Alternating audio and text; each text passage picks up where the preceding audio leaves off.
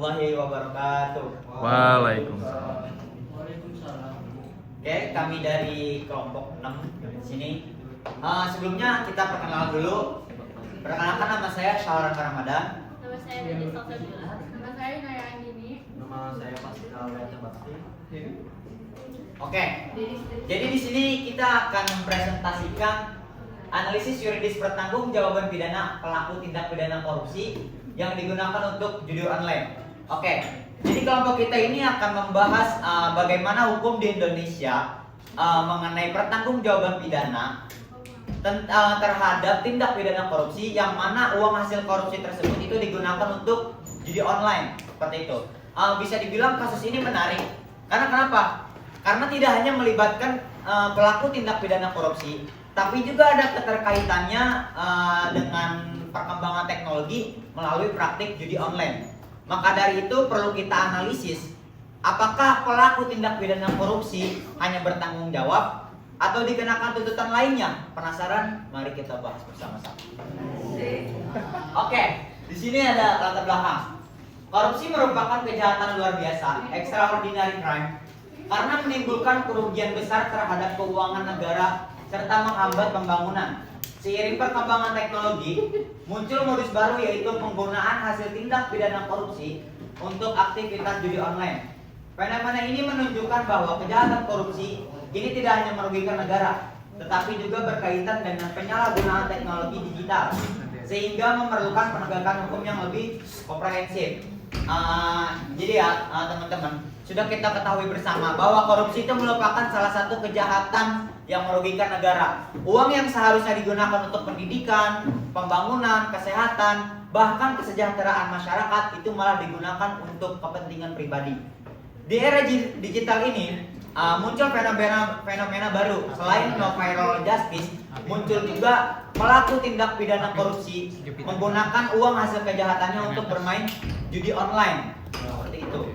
Oke, next. Di sini ada kronologi kasus yang akan dijelaskan oleh Najah. Nah, jadi di sini ada kronologi kasus. Nah, kasus ini itu melibatkan MHRH, yaitu mantan kepala cabang pembantu di sebuah bank di Kabupaten Lebak, Banten. Nah, pelaku ini menyalahgunakan jabatannya dengan menggelapkan dana nasabah sebanyak 550 juta yang dilakukan dengan 2 tahap. Nah, di tahap yang pertama itu sebanyak 200 juta pada Maret tanggal 27 tahun 2025. Dan yang keduanya itu ada 350 juta pada 7 April tahun 2025. Nah, seluruh dana tersebut digunakan untuk bermain judi online atas perbuatannya. Pengadilan Provinsi Serang menjatuhkan pidana selama 4 tahun disertai denda dan kewajiban membayar uang pengganti. Nah, selanjutnya ini bagian pembahasan. Yang pertama itu ada pertanggungjawaban pidana. Yang pertama, memenuhi unsur perbuatan melawan hukum dilakukan dengan sengaja atau dolus. Yang ketiga, menyalahgunakan jabatan untuk kepentingan pribadi.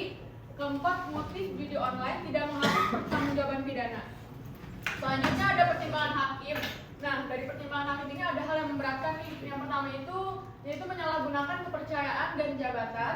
Kedua, merugikan nasabah. Dan ketiga, dana digunakan untuk judi online. Selanjutnya, hal yang meringankannya yaitu bersikap kooperatif, mengakui perbuatannya, dan belum pernah dihukum. Selanjutnya, dasar hukumnya itu ada di Undang-Undang Nomor 31 Tahun 1999 junto Undang-Undang Nomor 20 Tahun 2001 tentang pemberantasan tindak pidana korupsi. Selanjutnya ada di Undang-Undang Nomor 11 Tahun 2008 junto Undang-Undang Nomor 19 Tahun 2016 tentang informasi dan transaksi elektronik atau ITE. Selanjutnya ada Undang-Undang Nomor 8 Tahun 2010 tentang pencegahan dan pemberantasan tindak pidana pencucian uang atau TPPU. Dan terakhir ada di pasal 183 KUHP sebagai dasar pembuktian dalam putusan hakim. Nah, terakhir ada kesimpulan. Berdasarkan hasil perbedaan cerita ini, pelaku telah memenuhi seluruh unsur pertanggungjawaban pidana karena terbukti melakukan penyalahgunaan jabatan dengan sengaja dan menggunakan hasil kejahatannya untuk judi online. Putusan hakim telah sesuai dengan ketentuan hukum yang berlaku, meskipun masih terdapat perdebatan mengenai efektivitasnya dalam memberikan efek jerak Kasus ini juga menunjukkan perlunya penguatan regulasi serta kerjasama antar lembaga agar penanganan tindak pidana korupsi judi online dan pencucian uang dapat dilakukan secara lebih terintegritas. Demikian presentasi dari kelompok kami. Jika ada yang ditanya, kritik atau saran, biar kami menanggapinya dengan senang hati. Silakan. Oke. Ya, silakan bertanya.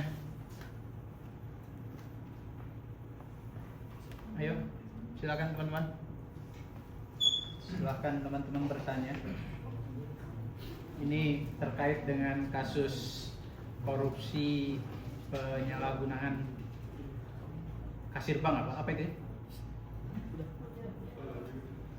Korupsi dana nasabah bank. Iya, bank BNI ya. Ya, lalu digunakan untuk Judi online. Gimana kalian nggak pengen ngebahas nih? Yang kalian suka mengharapkan berkah-berkah pagi-pagi hari itu? Sedekah kalau bahasa judi online itu? Iseng-iseng berhadiah. Gimana menurut kalian? Adil namanya. Nah, diputus berapa tahun itu? 4 tahun. 4 tahun. Sudah memenuhi unsur yang kalian bilang tadi nggak? Yang kalian bilang tadi bahwa apa belum ada efek jerahnya? Kalau- Mungkin bukan, belum ada Pak, tapi kurang efek jerahnya. Karena menurut kita itu untuk putusan selama 4 tahun dengan total kerugian nasabah 500 juta dan digunakan untuk judi online itu kurang berat. Kurang berat. Baiknya seberapa tahun?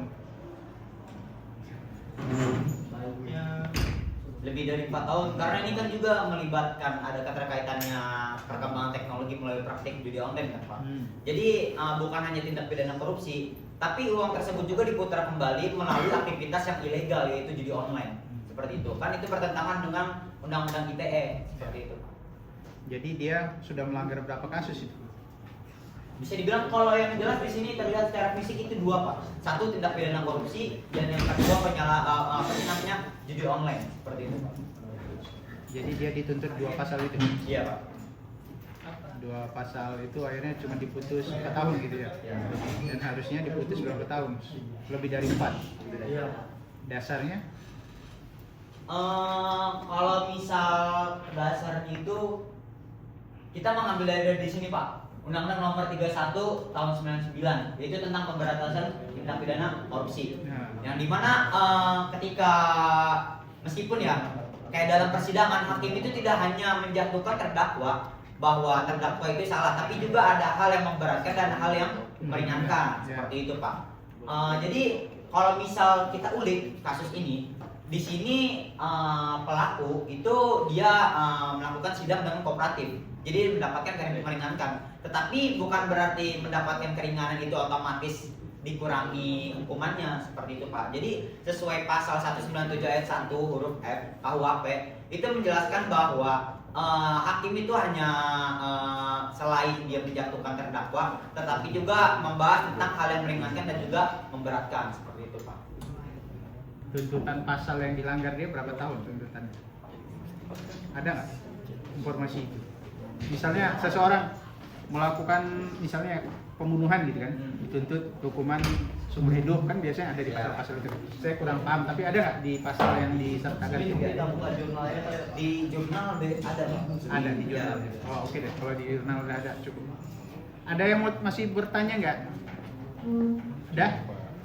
Kalau nggak ada, closing statement satu tim. Oke. Mungkin cukup sekian dari kelompok kita, kurang lebihnya mohon maaf. Wassalamualaikum warahmatullahi wabarakatuh. Waalaikumsalam warahmatullahi wabarakatuh.